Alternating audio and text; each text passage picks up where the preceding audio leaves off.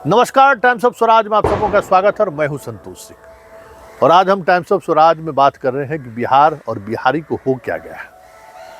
वाकई में जिस तरीके से आज छठ पर्व में अमूमन इस तरीके की घटना बिहार में नहीं होती है। छठ पर्व ही एक ऐसा पर्व है जिसमें आपको आपराधिक घटनाओं को लेकर अपराधी और चोर पॉकेटमार भी थोड़ा परहेज करते हैं कि छठ पर्व में जो है सो सब अपने अपने तरीके से छठ पर्व की महत्ता को समझता है। लेकिन जो घटना लखीसराय में घटी है, जो घटना वैशाली में घटी है, जो घटना मुंगेर में घटी है, वो सारी घटना ऐसी घटना है जो हमारे बिहारियों की मानसिकता को दिखाता है।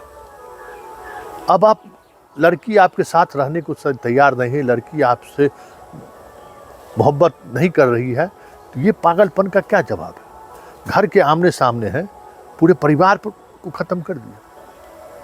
कौन सा ये पागलपन है? इसको क्या कहेंगे आप कि भाई?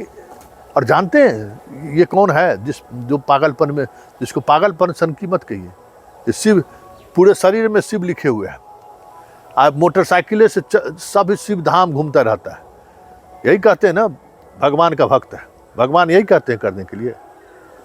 शिव का भक्त है वो। शिव भक्त अपने पूरा शरीर में टैटू बनाए हुए है शिव भक्त का। और केदारनाथ, बद्रीनाथ, जितना धाम है सब जगह मोटरसाइकिल से घूमता रहता है।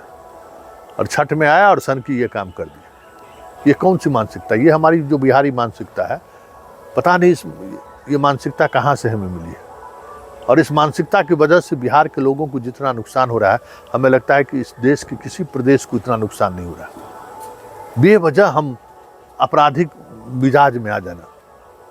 इसी तरीके से वैशाली में अंधाधुंध फायरिंग कर दिया है, कई लोगों को गोली लग गई है। मतलब कुछ भी, कहीं कुछ विवाद हुआ, चला दो। तो ये अलग बात है कि लखीसराय पुलिस हो या वैशाली पुलिस हो, मुंगेर पुलिस हो, कह दे कि भाई लॉ एंड ऑर्डर का प्रॉब्लम, कानून का मसला तो जुड़ा हुआ नहीं। अब इसमें हम क्या कर सकते हैं? परिवार का दुश्मन हो जाए, इस तरीके से फायरिंग कर दे, तो ये भी बात सही है।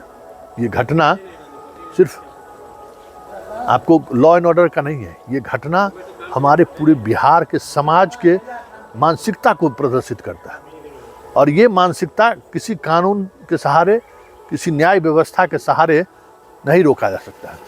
इसके लिए हमें आपको आगे आना होगा। जब तक हम लोग आगे नहीं आएंगे तब तक इस तरीके की घटनाएं नहीं घटेंगी। जरा सुनिए उस माँ की व्यथा। बताइए, छठ पावन कर चुकी है, छठ व्रती है, वो छठ का पूजा समाप्त करके आई मंदिर में, दूसरे मंदिर में जलाभिषेक करने के लिए। वहीं थी कि उसको सूचना मिला कि उसके पूरे घर के लोगों को ख़त्म कर दिया गया था। क्या उस माँ पर गुजरेगा? बताइए। ये सब तालिबान और बिहार में कोई फ़र्क रह गया ऐसे में? ज़रा सुनिए उस माँ का दर्द भरी दास्तान सुने। अब जरा वहाँ के एसपी की बात सुनिए। देखिए एसपी कितना परेशान है। स्वाभाविक है ना, ये घटना इस तरीके से अगर घटनी शुरू हो जाए तब तो बहुत मुश्किल है कानून की बात करना।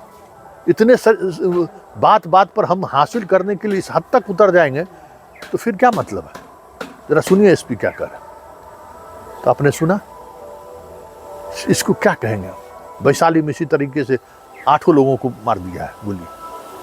क्या करिएगा उसको? कोई इसका कोई जवाब है? मुंगेर में स्कूटी से जा रहा था, उसको काम तमाम कर दिया। मतलब अमूमन छठ पर्व के में इस तरह की घटना की खबरें नहीं आती थी। 25 वर्ष से मैं पत्रकारिता हूँ। अमूमन नहीं के बराबर छठ पर्व में तो कोई घटना घटती ही नहीं है। लेकिन इस बार वो सारी चीज़ें टूटी हैं। और छठ पर्व जैसे महापर्व के मौके पर भी जिस तरीके से पूरे बिहार में तांडव मचाया है सिरफिरे लोगों ने, अपराधियों ने, वो संकेत है। इस बिहार को संभालने के लिए एक नए सिरे से हम तमाम बिहार वासियों को सोचने की जरूरत है। कहलियो हमें अभी दुर्गा मंदिर में पूजे कर रहियो है, आता सुनलियो कि गोली मार दिल के पंजाबी महलवा, दौड़ल जा रही है। ता तो हमर बेटा सब रिक्शा पर लौटा ले आ रहे। हम तो रहे से बुड़ गलियो। घर में यार परिवार हो, केकरा मारल को केकरा नहीं मारल को कुछ खबर नहीं हो।